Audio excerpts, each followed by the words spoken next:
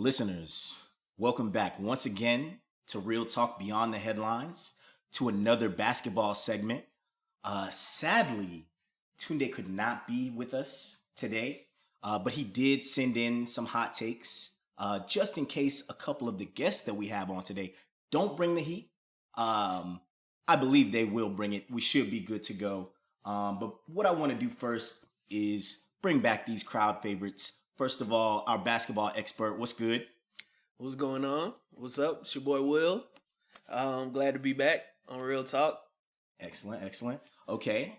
And we've also got the man who goes by many names, the basketball prince. What's good? What's going on, y'all? Happy to be back on Real Talk Behind the Headlines. Let's get it.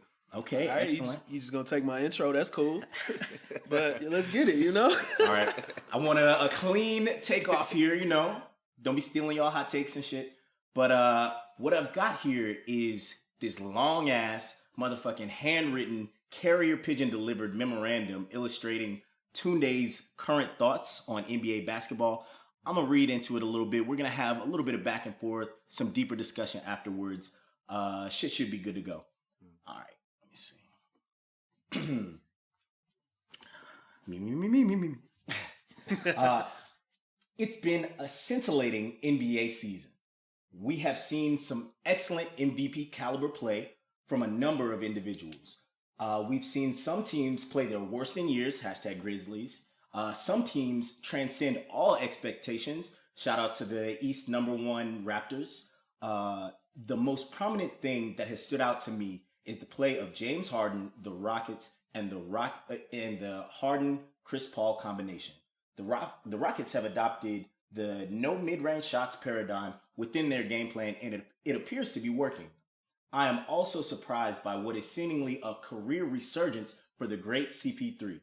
He's always been good, but I guess his talents were slept on in LA. However, his skill set has truly flourished in Houston. Surely none of this is new information for the basketball prince. Once again, thank you for being here. Mm-hmm. Despite an abundance of awesome NBA storylines, it would be negligent of me to not talk about the Warriors. I am truly blown away. Once again, these are Tunde's words. Y'all will hear his sprinklings on this in just a moment. I am truly blown away by how the Warriors continue to show us that they are basically a bunch of trash bags that can shoot threes really well and somehow stole an NBA championship in 2017. I have said it before. I have said it from the beginning, and I continue to say it to this day.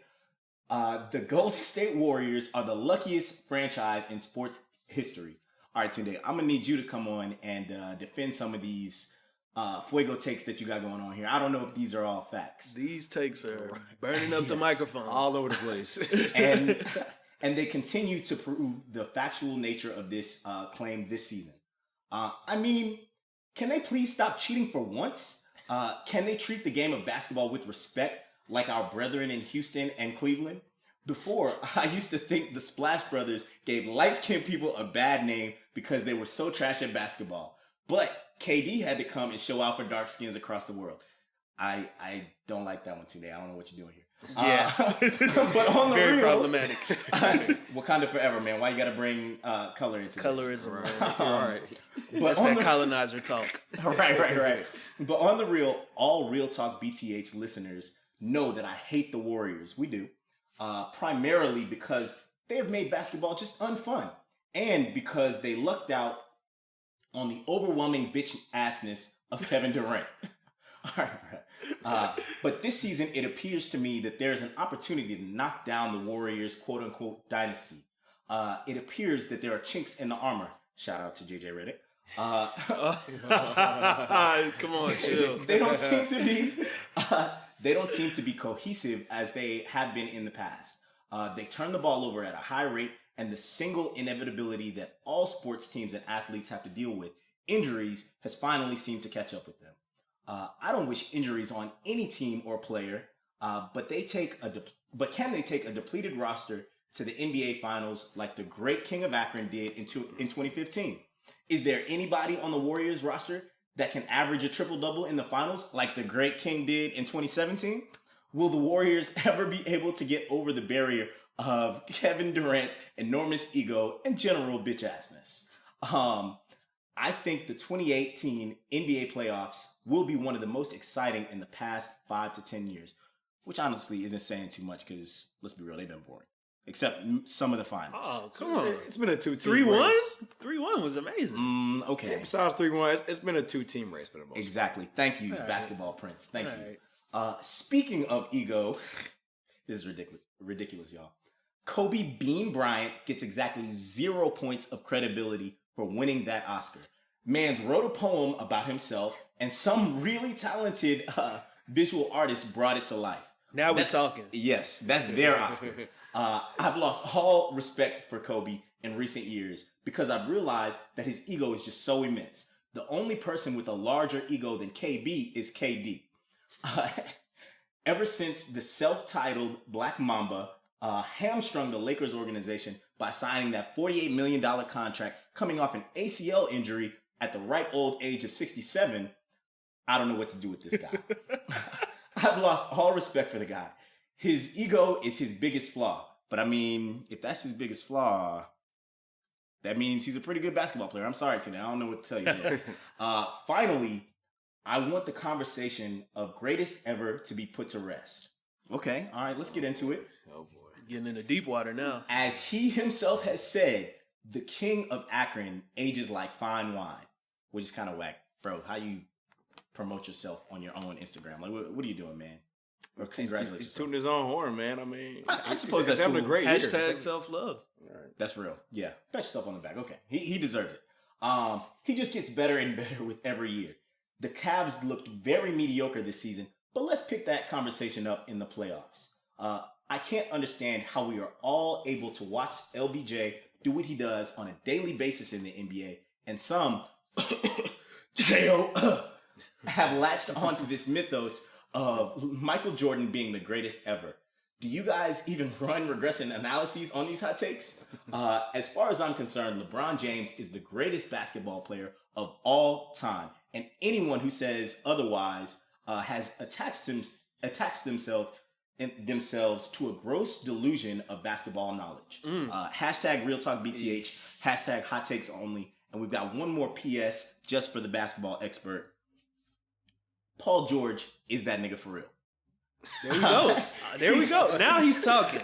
That's how you finish strong. So. Yes. He's proven himself to be one of the best all-around players in the league right now and possibly the last 20 years of basketball. I've really admired his play in OKC, but they still ain't getting no shit, though. I'm sorry. I don't know what to tell you. Try not to let your ego get out of hand, basketball expert. So, to wrap it up, I know that was a lot, guys. I hope y'all were taking notes in between. There's a couple of things I know we want to touch on. Basketball expert, you want to take a shot at this first? And we can do a little back and forth. Yeah, definitely. I mean, that was a lot. Where to start? I mean, we can start talking, with Golden State or Houston. I think that's what was at the top of the list. Yeah, let's start with Houston. All right, I think Houston they surprised me for one. Now, I will say I'm one of those people who's kind of old school in this sense that I do want to see if they can keep this up in the playoffs, because I do remember a James Harden, laying the egg, lead, what was it, the highest turnovers or something in a playoff game. I remember those, but let's wipe the slate clean. I want to see if they can keep this up. Good year to me. They're on pace to be one of the most efficient, high-scoring offenses in NBA history. It's between them and the Warriors. They've been going back and forth. But they do it kind of two different ways. Shooting the three ball, but Houston does it with spacing and a lot of ISO with Harden and Paul, whereas the Warriors do it with a lot of movement. So if we get that series, I think that's going to be some great ball. Basketball Prince. One thing I'll add to that is I have a question for all the listeners. Basketball expert. Yeah. Everybody. My whole thing with the Rockets is that why don't we classify them the same way we look at the Raptors? Everyone says that, hey, the Raptors are first in the East right now, but they choke every year in the playoffs. They're going to lose to LeBron. No one expects them to get to the finals. Why are we not looking at the Rockets the same way? I'm a huge Chris Paul fan. Harden is an MVP candidate this year. He's my top candidate for it. But the Rockets are in a similar boat. They haven't done shit in the playoffs either. But yeah, everyone is so on their high horse to say they're gonna beat the Warriors and like they're taking the Warriors 7. If they get first place, then the Warriors they got to go to Houston for Game 7. We don't even know if it's gonna make it to a Game 7. Golden State might just say fuck it and beat them in like 5 or 6. Now, don't get me wrong. Houston, like I'm actually a fan of them. I want them to take out Golden State. I'm tired of Kevin Durant. I'm tired of Golden State. But why don't we look at them fairly the same way we judge Toronto? Toronto has done shit in the playoffs, but yet no one's even giving them a chance to beat Cleveland. As shitty as Cleveland's been this year, no one's still giving Toronto a chance. But on the flip side, Houston ain't done shit in the playoffs, but now because they've added CP3, again, I'm a huge fan of him, one of my favorite players, but we're just quick to say, oh yeah, they have an immediate shot against the Warriors. Do you think it's the strength of the visibility of their stars?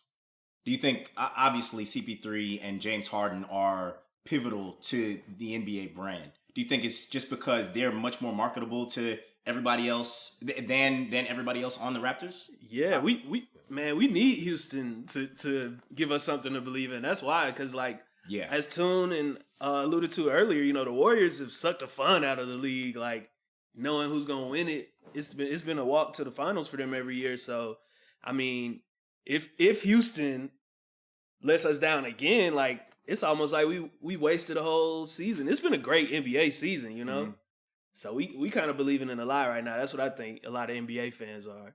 And I'm not all the way on Team Houston, but if Golden State is going to keep taking these injuries like they have as of late, I don't know. Things might get at least interesting. Okay, let's transition over to the Warriors. Yeah, we'll do the West and then we'll get over to the East. Talk Raptors. Wrap up with the Cavs. For the Warriors, mentioning these injuries, I was talking to a coworker today because I can't take this hot take myself. He made this point to me. What if, now stay with me guys, what if because the league is now cracking down on teams that are tanking, you can't come out at, like Van Gundy and be like, yo, we don't have a chance, we're just going to lose these games, we're not going to start our starters, we're going to try to finesse the system. What if the Warriors on that next level finesse and they're adding guys to the injury report that aren't truly injured? How injured do we know that Kevin Durant is? Does somebody need to punch him in the ribs one time? See if he jumps? What's good? Absolutely. Those injuries are all cap, for one. Like, the Warriors are completely resting their starters right now. I'm telling you. Hold on, but they're resting their starters right now because, like you said, the NBA now is cracking down on folks resting players. They don't like when they're going to away games and fans are paying all this money to see their players, see these guys play, and they're sitting out because of rest or whatever. The Warriors are absolutely resting their stars right now. Quite frankly, I don't blame them. I don't like it. No one's going to call them out on because they have quote-unquote legit injuries. When the hell did Kevin Durant hurt his ribs? Did anybody see that shit happen? Okay, wait though. See that? Klay Thompson has a broken thumb on his shooting hand. Okay, some of them can be real. I'm not saying every. That's not cap. So for Curry, for one with his ankles, I mean, he's resting. He's resting. Curry's resting for sure. He can play right now. This is playoffs. Curry be playing. If it's playoffs, hell, I think Klay will be playing too. He'd be wearing a splint or something. Okay, he has a broken thumb or broken finger or whatever. Shooting hand. But Curry, Durant, and Draymond just got hurt the other day, so you give him a couple days or so. But they're absolutely resting Curry right now. I mean, they absolutely are. And but the league's not going to call them out on that because, like I said, they have quote unquote legit injuries. Curry's hurt his ankle a couple of times in the past couple of weeks, so they have a getaway. They have a way to get by that. But yeah, your coworker's absolutely right. I've been thinking this to myself for the past week or so. They're literally just resting their stars until the playoffs. Do you think the league is gonna, not necessarily for this particular situation, but in the future, are they gonna have to start stepping in to ensure that these injuries are real, or should they just go ahead and change the format of the NBA draft where you're not rewarding teams for being bad? That's where it's at. The only way you're going to really end tanking is to take away the incentive. As long as the team with the worst record is getting a top pick, teams are going to find some way to, if they're smart at least, to increase their chances, once you know that you're not in the playoff mix. Because like we said, the NBA has been a real top-heavy league these past few years. So, I mean, teams are taking drastic measures to get somewhere near the top. Okay, I gotta float an idea. So I think they should do this with the draft. If you want to end tanking, you should give the top picks to like the 8th, 9th, and 10th seeds from each conference, or like 8th and 9th seeds from each conference. That's 1 through 4. I want to add to that because Will, I don't know you. Because is there more? Yeah, because to me, that takes away the incentive to be at the bottom, and that gives people more to strive towards, and those teams right there, they probably competed, they were in the playoff race, and who knows, a lottery pick might put them over the hump, next year, and I feel like that would just increase parity, competition, and that would bring like a new dynamic to the league. And so we spoke about that on Twitter not too long ago, whatnot, and that idea you spoke about. You want to throw your Twitter name in there? Shout out Hit me on the timeline at @willbe_chilling. Shout me out. We'll be chilling. And in the basketball expert, you can follow me at @PrinceOrdu_. That's ORDU_. But yeah, so like when you spoke on that, I thought that was an interesting topic. That is a way to switch it up. My only concern is that just because whenever you change shit up, someone's always upset, someone's always mad. It's never perfect no matter what you do. We can go from NBA playoff format to college football playoff format, whatever you do. Someone's always going to complain. So I feel like at some point, there's going to be someone complaining. But I do think that's a good way to try and switch it up and change it up. That could prevent taking. I'm just worried about, like, if it's only the 8th, 9th, and 10th seed, then our teams, I guess teams are trying to win for that, but what if they just get to that and they just stop in there? Stop like, in the middle. It's something to look at, though. It's something to look at. But as far as that goes, like, that's something I wouldn't mind changing. But everything else that the NBA is talking about doing, changing the playoff format, adding a playing game, like, all that shit, like, doing 1 through 16, I'm not a fan of that. And that's something we can speak off real. Like, me neither. You can't fuck with NBA history. You can't change history. Like, imagine if they've done 1 through 16 for decades. Like, shit would not be the same. Would Jordan be who he is today if they had 1 through 16 every year? They might have ran to someone early in the first round, late in the second round, like, they would have changed history. Like, with the Lakers, with the Magic, with Will Chamberlain, with Bill Russell have 11 rings. Like, there's so much stuff you can change up. Like, I'm just not a fan of messing with history. And that's something you cannot mess with. Yo, I know you're the youngest in the room, but you sound like a real old man right now. Hey man, some people call that wisdom. I'm with the young boy, man. I'm with him. Okay, so obviously we're just thinking about this idea on the fly. So what do you do about these teams that end up at the bottom that never get to that 8, 9, 10? Are they just stuck being trash forever until they miraculously luck out to land a big free agent, or that's what you better work some trades then or something. Okay.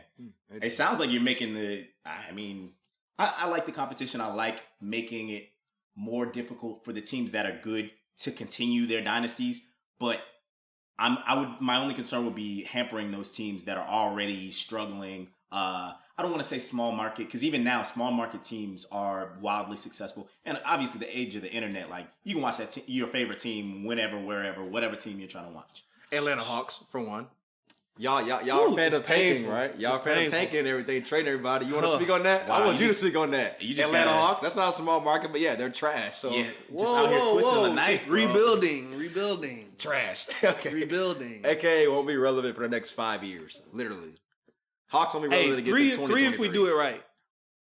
3 if we do it right, because look, if I really hope we get like a top 3 pick, man. I don't really trust the Hawks with a top 3 pick, but Dennis Schroeder proved to me this year that he can be like the lead guard. He can be the point guard on a good team. Like, he's got skills. He can pass. He's quick. He can defend. His shot is coming along, which was the big key for him. You pair him with like a DeAndre Ayton or a Doncic, another playmaker, you talking now. And we've got a bunch of pieces that we can package to trade to get, more firepower. I think the rebuild is close if they do this right. I think there is something there to build. My fear is always that I'm talking myself into them being good again. Like, I'm convincing myself with all the arguments, like, but what if they trade this guy and move this guy? Which, now, I will admit, in basketball, one of my favorite things is definitely the transaction. I am a proponent of blowing it up. If it is not working, if your team is not working, if there's no hope of you getting past LeBron in the East or the Warriors in the West, you need to figure some other shit out. I probably said it before on the podcast. I'll say that shit again. Blow that shit up. Shit up.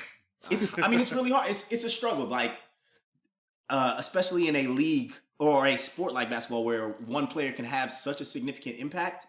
There really isn't much you can do against a superstar who makes everyone around him better. Yeah. Any other hot takes, fellas? On the Warriors. I want to move on to some of the other teams in a second. As far as the Warriors go, I mean, I will point out there, I highly disagree with what you just said, but Go ahead. just because I'm not a fan of blowing it up. Like, at one point, the Hawks were first in the East a few years back. They were a few years back. Now, yeah, they lost to Cleveland. Okay, at that point, LeBron was what, 30, 31, 29-ish? I mean, yeah, that's going to happen when you're going to be the best player in the world, but he's only getting older. Why bust it up now when he's just about to, only has 3 to 4 years left in the league? But also with that, Hawks ain't getting DeAndre Ayton for one. He's going to be number one pick. Hawks ain't got number one pick. This foreign guy who you talking about who's coming in the league, I mean, okay, he's a foreign product, yet to be seen yet. Unless he's Kristaps Porzingis, he's yet to be seen yet. Outside of that, so why do we even have the draft then? If like, it's gonna be like the Hawks are not going to be relevant till like 2023. Y'all were fans of breaking it up, so I hope y'all can suck it up until 2023. Bro, why are you hating on him? Why are you hating on the Hawks? And what ain't you from Atlanta? I'm from Detroit originally. No. Been You a Pistons fan? Been in Atlanta since I was 9 or 10, so I get that. But I'm not against the Hawks. Just that I'm just not a fan of breaking the team up because you're basically saying, okay, we'll be relevant again in 5 to 7 years, guys. Sorry, man. And that's really what they're about to do. Now, last thing I will add about Dennis Schroeder, yeah, he's up and coming. He got rid of Teague for a reason to give him the keys, let him go. He's 23 years old, 24 this year. I mean, yeah, he's going to be in the league for 10 plus years. His game's only going to get better. He dropped 40 something last night on Utah or the night before. Still has to work on his jump shot, pull up game, and all that. But outside of that, yeah, he's quick with the ball, gets his teammates involved. He's only going to get better. But if that's all we're saying you have right now, then again, Hawks will be relevant again in 2023. So talk to me in 5 years. Now listen, I know you heard Tunde discuss LeBron aging like fine wine. So I don't know if that even in 3 to 5 years, it's still going to matter. I mean, I haven't seen anything to tell me that LeBron is getting any worse or is aging. No injuries, knock on wood. I know y'all saw him dunk on my man the other day. I can't even pronounce all his name. Nurkic? Nurkic, Yes. yeah. It was baptized. Yes, it just looked like yeah, he baptized him. That's it. He took his whole entire life. That's really what it was. He showed him the light. And that man is 7 feet tall too, and he jumped. It's like, yeah, what do you do with that in year man. 15? You blow your team up. That's what you do with that. You're not getting past it. You blow your goddamn team up. I'm just not a fan of it. But it's not even about LeBron though with blowing teams up. It's just more about the numbers, of the NBA. Like, why teams aren't gonna spend a high amount every year just to get put out in the second round or something. Like, they're just not. Okay, question for you all then. So, do y'all think if Toronto doesn't get past Cleveland this year, so they break their team up too then? Prime example. I say they should blow it up about a year ago. I did. Now, I actually thought they should have blown it up about a year or so ago as well. They have performed really well. If they make a convincing argument against the Cavs in the playoffs, man, it's crazy that I can't even give them hope to winning the East. If they make a convincing argument, I could see where they might want to keep their team together and try that waited out mentality of, oh yeah, maybe next year, maybe the following year, maybe even that third year, while we still try to build around the team that we have. If they get washed the way the Hawks got washed when they won, what was it, 60 games that season? Blow it up. And even still, the Hawks didn't blow it up that immediate following season. They tried another season. They gave it 2 years. Yeah. So that's when they gave it to. But the Raptors have been in this thing for a few years now with this similar core. They've added a Serge Ibaka, added something. They've gotten their bench a lot better now. Developed those guys. Yeah, their bench is much better this year. But I mean, hey, like Atlanta busted it up. I was saying 2 after they didn't get past Cleveland, which some people think that's pretty quick. If Toronto makes noise this year, I'm the one who's gonna be saying Hawks should have maybe gave it a couple more years, maybe got some more pieces, got their bench a little bit better. Like, don't be so quick to bust it up. I think we also have to make sure that we're remembering, like, there's a lot of finances involved as well. Like, there's cap space. Players that have been there a couple of years, their contracts in, you got to re-sign for even more money. I'm certain a lot of those decisions are going into this as well. Since we've touched on the Raptors, did you guys want to have any other hot takes about the Raptors and how they're doing? I don't even have any hot takes. I mean, I can see why people are giving them a little, or believing in them a little more this year. I've heard some people kind of giving them a chance, like, oh, I'm taking the Raptors seriously. I'm not. They did shore up their bench. They're playing good defense. Van Vliet off the bench, backup point guard out of Wichita State. I've been a fan of his game, and he's really balling. So, you know, I just don't think they're gonna get past either Cleveland or Boston. Could get them. I think. I think we have a large enough sample size now to say DeRozan, maybe, definitely Lowry have been kind of shaky in the playoffs, like facts. So I need to show improve. And what I'll add to that is, I mean, yeah, Kyle Lowry, I'm waiting to see him be consistent in the playoffs. And quite frankly, their whole team, I mean, I'm not quick to write them off and say that they're going to beat Cleveland. Right now, Cleveland is the favorite to otherwise. To beat a man, you got to beat the man. Simple. They're playing each other right now, too. And it's a 2-point game in the fourth quarter. So, I mean, like I say, it's only a regular season game. But, like, hey, Toronto's playing well, but I'm not going to give them anything yet. They got to go out and prove it. Simple. Is there no discussion about how the Celtics are doing? The current second place team in the East? Are we writing everybody that's not the Cleveland LeBron James is off? If they had Gordon Hayward, I would say something. But they don't have Gordon Hayward. I just don't think they'll be able to beat LeBron 4 times. It's so hard to beat him 4 times if you're not the Golden State Warriors. And is Kyrie even going to be ready to go? I'm hearing rumors that he might need surgery on that knee because you know he's sitting out right now.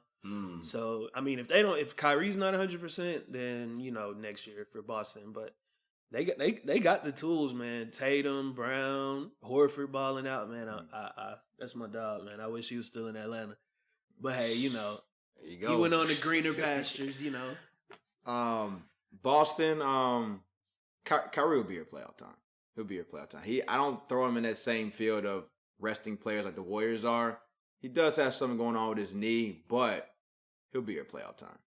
But okay. that'll be a great second round matchup. If Cleveland finishes third and they meet Boston in that second round, yeah. Yeah, I've been waiting on that. Like I give Boston a better shot than Toronto, to be honest. Like I like Boston a little bit better, and I think Kyrie if anyone has a chip on their shoulder in this league right now, it is Kyrie Irving, especially playoff time. Man, can you imagine Kyrie in back in the queue in Cleveland playoffs? Right. ISO mid-court. Oh my gosh. Yeah. Somebody might die. Yeah. That will be exciting. Yeah, damn. That's some big stuff. I hadn't even thought about that scenario. So it's been a couple of weeks since the Cavs blew it all up and pretty much revamped their whole entire roster. So we're not taking the immediate hot takes of not having seen these guys play together. We've seen it's a relatively small sample size, but we've seen a little something. Do you guys have any thoughts on how the Cavs are being cohesive thus far in the season? First thing I'll say is RIP to my boy IT, man. I'm sorry that went down that way, man. Like really wanted things to work out for. I mean, his career is like after this summer, whatever he does this summer, his career is just it's not gonna be any higher than what it is right now. He was on verge to get a max deal, so that's what I'm saying. It's tough now. He's not gonna get that max deal. Not even sure if LA will re-sign him. Don't know where he'll play next year, but I mean, if we're discussing bench roles for him at this point, 6-man roles and whatnot, it's just tough for him. But as far as them breaking the whole team up with this new lineup, I like this new lineup. Everyone knows they need to get younger. Their lineup was way too old. They just had a bunch of guys who were good years ago, but are older now and, you know, can't really play together well because they're kind of used to being a top 2 or 3 option, but now they're all bench players and role players, and they just couldn't mesh together. You got, you know, you had Dwayne Wade, who say people say he brought a lot of, you know, tension to the locker room, especially he affected JR the most of anyone. And probably Shump too. Shump not even on the team now. I don't know if people. Yeah, have you heard his name since that trade? Yeah, I totally forgot. He's not in Sacramento. He's not on the team. So like, wow, I didn't even peep that, man. His career might not be the same now, but. Well, he could be a reality star now. Yeah, I mean, he got Tiana. So he gonna get the bag still. He got Tiana. Yeah. But maybe he should focus on being a father or something, man. But JR though, been up and down year for him. And keep in mind, he's one of those guys that have gotten paid, just like Tristan Thompson. Man, I'm team JR like 100. Like, but is JR over the hill? Like, is he like, is it time? Because there's some nights where I see JR and it's like, okay, he's heating up. And then there's other nights where I say, okay, he's hungover. Like, he's off, bro. Like, but hasn't that been his whole career? To an extent. It's different now. Well, I mean, now he's throwing soup bowls at people and whatnot, man. Ain't no telling what he gonna do. I need the backstory on that. Yeah, but I'm talking about, like, he looks like he's lost a step. Like, I don't know if injuries have caught up, but like, you know, I don't know. I hope he can get it going for playoff time. I mean, he did the best thing for his career. He got LeBron to speak for him and get him that contract because he's not getting a big contract ever in his career. And after that, he's only going to be taking 1-2 year deals at that point. So like, I mean, I'm for him. I want him to play well. They need him to do well. But you also got Jordan Clarkson now. You still got Kyle Korver a little bit. So I mean, the minutes and you got Rodney Hood too. So right now they're not even starting. Yeah, right now they're not even starting. Don't even get started on Duke. We'll get into it. We can start on Duke. But they're not. They're not even starting JR right now. I think they were starting Rodney Hood before he went out with an injury. So I mean, he like I said, they chose him over Shump right now, but he could be the next one out of that guard mix to go. I mean, yeah, and I will say I definitely think the Cavs got better with the trades, younger as you mentioned. Can't forget about Nance too. Yeah, Nance. He's already put a few people on the poster. Yeah. But what was I gonna say? Hill and Nance. Draw this super blank. Smacked. Pass it over here then. All right. I think George Hill was a good pickup. Like I said, they needed you need a veteran point guard. They also plays defense. Like they need someone that can play defense. You need someone that can guard the Steph Currys, guard the Kyle Lowrys, guard the Kyrie Irving. So I thought that was a great pickup. Don't need him to go out and put 20 plus a game, but you need someone that can put up 10 to 13 points a game, knock down open threes from LeBron, and play defense. Simple. Nance is a great pickup too. They should look to keep him also because he's an athletic young wing. He can play the 4 or the 5 if you want to go small. Can rebound the ball, and he's only gonna get better. He works on a mid-range jump shot, maybe becomes a stretch 4 kind of in a way. I mean, that was a great pickup too. You just gotta do what you gotta do to get younger. I mean, you know how the league is going now. That lineup they had before the year, it wasn't getting it done. Like I said, I think they were quick on IT. I felt like he could have found his way there. They gave it a little bit more time, but I understand. Man, IT was talking too crazy. He talked himself out of there. Like if he was playing like that and would have been a little more humble, he probably might have still been there. But you know, because it looks like he's getting it going. He's getting his game back. I watched when the Lakers played the Cavs, he dropped like 30 on them. He's back like to I think healthy, you know, and balling, but. Yeah, he's got a stain on him now, man. It's unfortunate. And what I was going to say about the Cavs is, you know, I don't have I'm not going to make a lot of judgments about how that young core is, how the new players are like meshing yet, because they've had a lot of people out. Like, you know, like you mentioned, they got Hood out. Korver just took a leave of absence from the team today. His brother died, so, you know, prayers out to him. Yeah. But, you know, they've had a lot of people in and out the lineup. So I'm gonna wait to see, you know, but I know LeBron's gonna be ready, and getting some younger pieces around him is, you know, just kind of spell trouble for the rest of the East. Any finals predictions? Do not sleep on OKC in the West, not for the finals, but to possibly go at Golden State or Houston if they in the second round. They're gonna Golden State, hot take for them. Depending on how you want to put it, but they're resting players because they do not want to get that first seed and run into OKC in the second round. OKC is going to finish at 4 or 5. Golden State does not want to see them in the second round. Quite frankly, Houston may not want to either. OKC has been up and down all year, but they just added Corey Brewer. It's been a great. That was a great addition for them. Like, it's buyout season right now. Don't be surprised if a couple more things happen before the playoffs. But Corey Brewer's played well. They dropped an egg last night against Boston. No, hell no. They ain't getting Shump. They don't need Shump. But that's not a team to sleep on, man. Just because of the firepower they have, I would not sleep on the playoff time. But, again, to beat the man, you got to beat the man. I'm not going against Golden State right now, as much as I would love Houston to beat them. Still work in progress. And on the East, I mean, hey, I still got Cleveland in there. I mean, until Boston or Toronto or someone does something else. I mean, man, let's see. I'm gonna get real bold here. I'm gonna go against the grain because I'm not afraid to lean into it, you know? So my finals prediction coming out of the West, I got Golden State. Shocker, right? Right. I thought this was about to be a hot take. Yeah, that was just bold, man. Give me the East, though. Out of the Eastern Conference of the NBA, I got none other than the Cavaliers of Cleveland. You know, I just had to go against. Nah, for real, man. I think it's gonna be the same thing, bro. Like What's to indicate differently? I think Houston might maybe. Okay, here is my hot take though. If Golden State is truly plagued by these injuries, if Curry's ankles, which have plagued him in the past, and we thought he put behind him, but if that's really like a nagging thing right now, Houston could get them.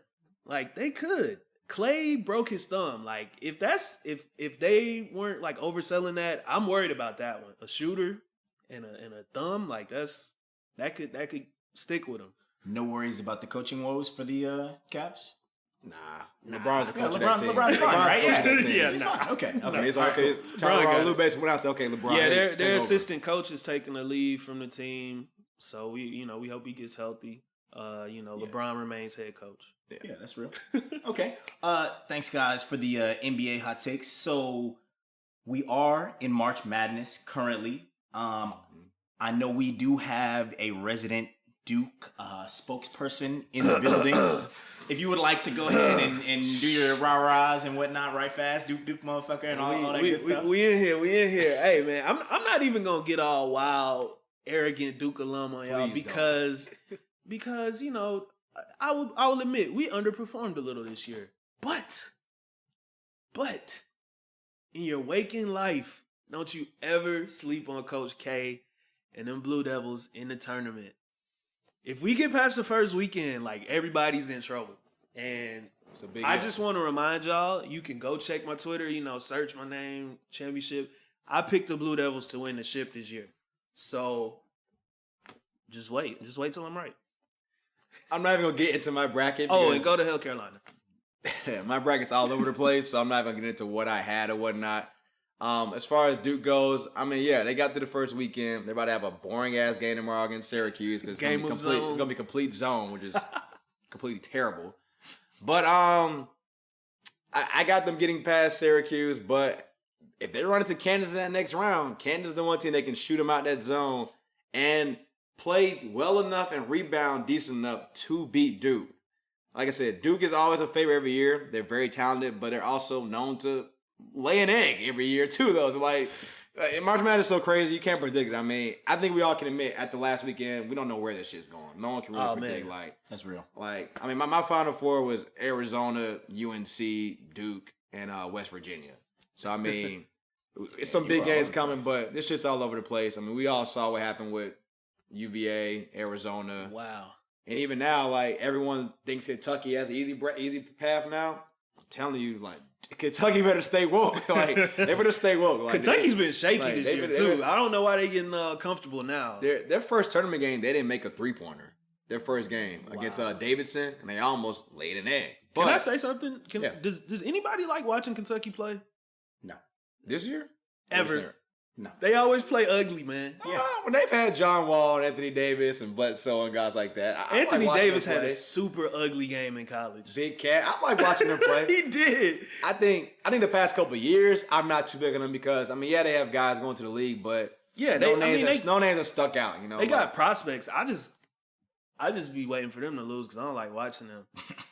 But I almost don't like watching them as much as UVA. But they are playing well. They are playing well right now. They won the SEC tournament. They won 2 in a row in the tournament right in the March Madness right now. So they're trending well. And they're always dangerous. If anyone has the path, it's them. If they win this Sweet 16 game, they play the winner of Loyola, Chicago, and Nevada to go to the Final Four. Are you fucking kidding me? You fucking kidding me? They lucked out. But they do got to stay woke. Like I said, I think Duke's got a good chance to get there. Like I said, they get past Syracuse and do what they can against Kansas. I think they'll get there.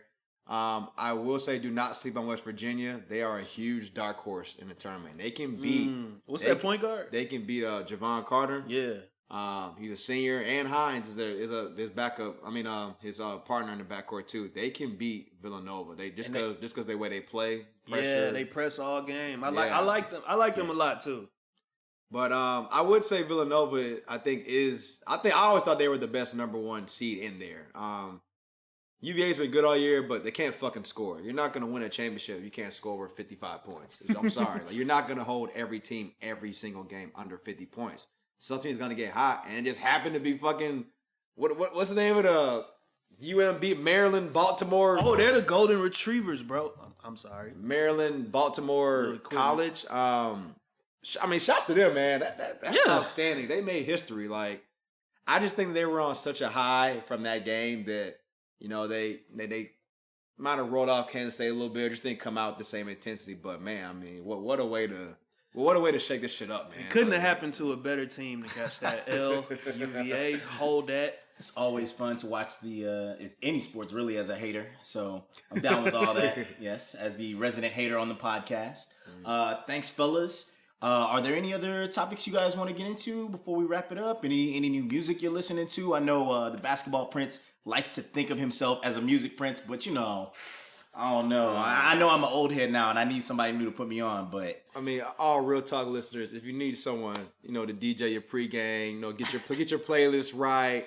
You know, send me your ideas, send me what you got. You know, I seen some notes back. I mean, like I said, my Twitter is @PrinceOrDo_. You can definitely reach out to me. I got a hot music tips for you, man.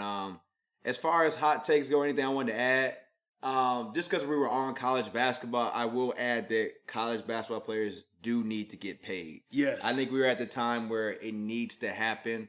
As far as amounts going, all that, not in the place for that. Someone else can decide that point, someone at a higher level, but they need to get paid. And quite frankly, I think all of them are getting damn paid, honestly. They're getting paid on the table from boosters or something. Yeah. They're getting paid, but just need to make it official, man. Like, as much money as they bring to the universities, they need to receive some of that. I 100% co-sign that.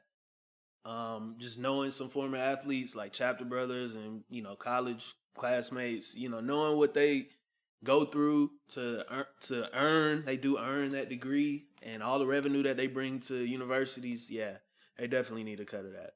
Definitely. Shout out your Twitter one time. Oh yeah. Follow me at willbe_chillin'. You know, I got the hashtag great content on there, you know. Talking basketball, music, and pretty sure that's your name on my phone. We'll be chilling. I think it's really will be chilling. Turn up. Hey. All right, thanks, listeners. Once again, that was another basketball segment with the basketball expert and the basketball prince. To get at us, hit us up on Twitter at Real Talk BTH. That's Real Talk BTH. We're off that Facebook shit. I know y'all seen the news. Fuck all that bullshit. All right, peace.